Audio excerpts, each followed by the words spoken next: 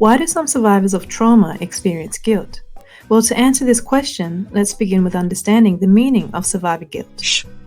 Whoops. Okay, come follow me.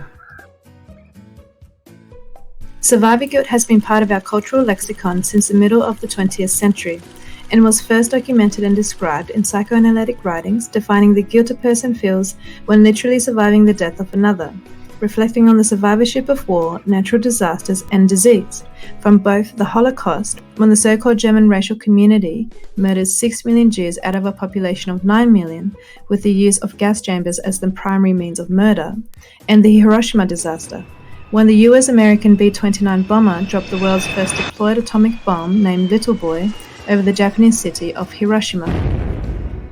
The more modern definition of survivor guilt has expanded to include the guilt a person feels when they compare themselves with another, or believe they are harming others by surpassing them.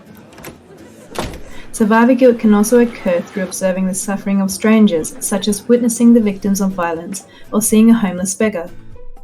We can also relate survivor guilt within the workforce as demonstrated by equity theory, with two specific factors that must be considered to achieve an equitable working relationship. 1.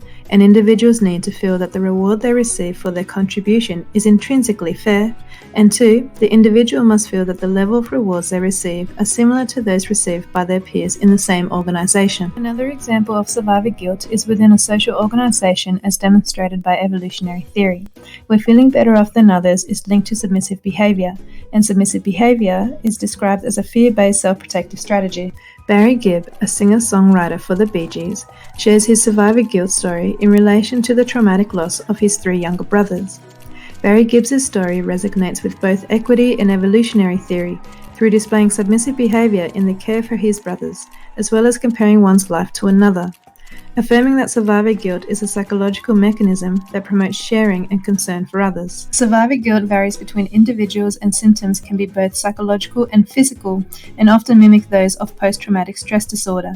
When one experiences guilt, stimulation occurs within the lateral orbital frontal cortex of the brain. However, not everyone is capable in experiencing the feelings of guilt, and stimulation in this region of the brain is non-existent, occurring mostly in criminals, narcissists, compulsive liars, and murderers. Unfortunately, there is no pharmaceutical treatment when one does experience survivor guilt, but there is cognitive therapy interventions, a kind of grief and debriefing strategy that aims to assist survivors in reclaiming a purposeful life. If you would like more information on this topic, you are welcome to select the link in the bio and visit the Survivor Guilt: Why Do Some Survivors of Trauma Experience Guilt book chapter page.